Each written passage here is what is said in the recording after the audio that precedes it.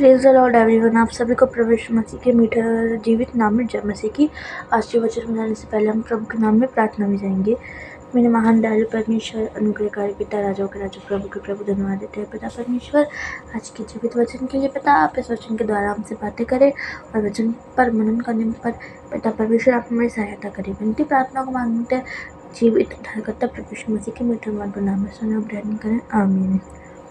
तो हमारा जो इस सीरीज़ का लास्ट टॉपिक है, यानी कि अभी तक हमने जाना कि परमेश्वर ने मूसा को किस तरीके से अपने अच्छे कामों के लिए, मतलब योजना के लिए परमेश्वर ने कैसे इस्तेमाल किया। मूसा को परमेश्वर ने सामर्थ्य दी बोलने की कि वो एक स्पीकर के तौर पे इजराइलियों को लीड करे और वो आज्ञा पहुंचाए, जो कि परमेश्वर यहोवा चाहते थे कि लोगों तक पहुंचे।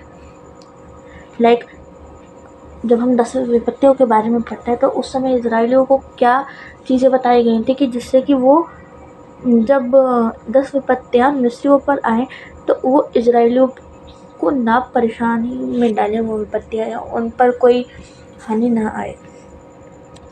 और मूसा को परमेश्वर का दर्शन कैसे मिला, और हम बहुत सारी चीज़ें पढ़ते हैं यहाँ पे, लेकिन मिस्री तब बनती है जब पूरी हॉली बाइबल, इथोपियन बाइबल, कहीं पर भी इस चीज़ का जिक्र नहीं है। ओके, सो आज हम इस चीज़ को थोड़ा समझेंगे, वो भी प्रॉपर डिटेल में। तो हम सब जानते हैं लूसीफर जो एंजल कहलाता था, he was fallen by God on earth just because कि वो एक प्लेस लेना चाहता था। He want to take the place of God. इस वजह से आज बहुत सारी जगहों पर लूसीफर को सैटर्न भी कहते हैं, और भी बहुत सारे जो इवलिक नेम है, he known from all of this. But एक रीज़न यही चीज़ है, वाई डज गॉड सेफ और never mention in Bible about the grave of Moses। क्योंकि अगर वो ग्रेव, वो कब्र,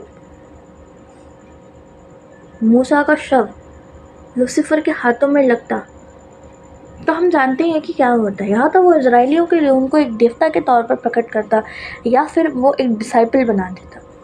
और जैसा कि हम बाइबल में पढ़ते हैं कि इजराइली जो लोग थे वो मूर्ति पूजाओं में कितनी जल्दी भटकते थे। हम जब राजा योशिया के बारे में पढ़ते हैं, यहूदा में जब वो यहूदा के राजा थे तो उन्होंने बाल की जो वर्शिप करने वाले लोग थे और जो याजक वगैरह थे जो करते थे, उनको मतलब कैसे ख़त्म किया था।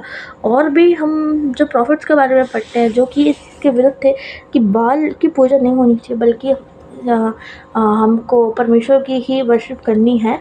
तो हम ये सब देखते हैं। जो इजराइली थे वो बहुत जल्दी भटकते थे, इसीलिए मूसा की जो ग्रेव है आज भी वो सिक्योर है। आज भी कोई नहीं जानता, ये बाइबल नहीं कहती कि मूसा मर गया। तो क्या सच में मूसा मरा, या फिर अगर मूसा जीवित है तो उसकी शव आज तक क्यों नहीं पाएगी? क्योंकि हम सब जानते हैं कि प्रभु यीशु मसीह एक बार मनुष्य रूप में आए, हमारे पापों के लिए उन्होंने अपना पवित्र लहू बहाया, और उसके बाद एक फाइनल कमिंग अप जो होगी, हम उसमें ऐसे 2 व्यक्तियों को देखेंगे जिनका मरना बाइबल कभी नहीं बताती, यानी कि Bible never mention they are dead. Bible कभी मेंशन नहीं करते उनके डेथ के बारे में। हनोक, जब हम उत्पत्ति पढ़ते हैं तो वहाँ उस अध्याय में ये लिखा हुआ है कि, यानी कि बाइबल बताती है उत्पत्ति उसको 5वें अध्याय उसके 21 से लेकर जो 24वां वर्ष है वो हमें हनोक के बारे में बताता है। अब यानी कि यहाँ पे पहली मिस्ट्री जो हनोक की है वो सॉल्व होती नज़र आती है। जो वचन लिखा है, जब हनोक 65 वर्ष का हुआ तब उससे मतुशेलह का जन्म हुआ। मतुशेलह के जन्म के पश्चात हनोक 300 वर्ष तक परमेश्वर के साथ साथ चलता रहा, और उसके और भी बेटे बेटियाँ हुई। इस प्रकार हनोक की कुल आयु 365 वर्ष की हुई। हनोक परमेश्वर के साथ साथ चलता था, फिर वह लोप हो गया क्योंकि परमेश्वर ने उसे उठा लिया। पॉइंट टू बी नोटेड होता है हमारा यहाँ पर, Bible never mention that Enoch died और he dead in during something. नहीं, बाइबल साफ कहती है कि परमेश्वर ने उसे उठा लिया। अब जब बाइबल मेंशन नहीं करती कि हनोक की एज मेंशन है, बट बाइबल कहती है अगले ही पल हनोक को उठा लिया गया, तो यहाँ बाइबल मेंशन नहीं करती कि हनोक मारा गया, यानी कि हनोक जीवित उठा लिया गया।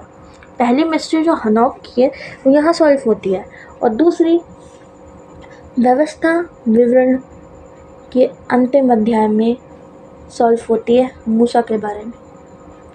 ये दोनों पाक शरीर ऐसे इसीलिए छुपाए गए, आज मरे नहीं बल्कि जीवित पर्वतों पर से इसीलिए उठाए गए क्योंकि उनका जो जीवन है वो परमेश्वर को समर्पित था। और दूसरी चीज़ ये भी कि अगर मूसा के टाइम में हम लोग जानते हैं, बहुत सिंपल सी चीज़ है ये, कि अगर उनको लोग एज अ प्रॉफिट मानते थे परमेश्वर का, तो हो सकता था बाल के बाद वो लोग परमेश्वर की जगह मूसा को प्रेस करते, उसकी वर्शिप करते। इसीलिए परमेश्वर नहीं चाहता था कि वो लोग अपने ऊपर दंड की आज्ञा को लाएं। यानी कि जब हम 10 कमांडमेंट्स में पढ़ते हैं तो उसमें पहली आज्ञा है तो अपने परमेश्वर को छोड़ किसी और को ईश्वर करके ना मानना। तो इसीलिए परमेश्वर नहीं चाहते थे कि ना तो इन पर ये दंड आए और ना ही मूसा का पाक शरीर, जो कि एक व्यवस्था लिखी जाएगी आगे जाके, वो नए नियम में पूरी होगी आगे जाके, तो वो उस चीज़ के लिए था पाक शरीर मूसा का। और दूसरी चीज़ ये है कि अगर वो शरीर लूसीफर के हाथों लगता तो वो उसको उसकी देह को छूकर गंदा कर सकता था, अब वो नष्ट हो जाती। और जो हम वचन में आगे पढ़ते हैं कि जब प्रभु यीशु मसीह ने बादलों में एक समय पर हनोक, एली और मूसा को देखा था, तो वो जो चीज़ हुई वो नहीं होती। तो इससे हमारी दो मिस्ट्री ऐसे सॉल्व होती है, लाइक मूसा की ग्रेव के बारे में, और उस चीज़ को आज तक छुपाया गया और बाइबल में क्लियर नहीं था। बाइबल क्लियर बताती कि मूसा इज़ नेवर डाई, क्योंकि परमेश्वर ने उन्हें जीवित उठा लिया। आज भी जब हम मिस्र के बारे में बाइबल में पढ़ते हैं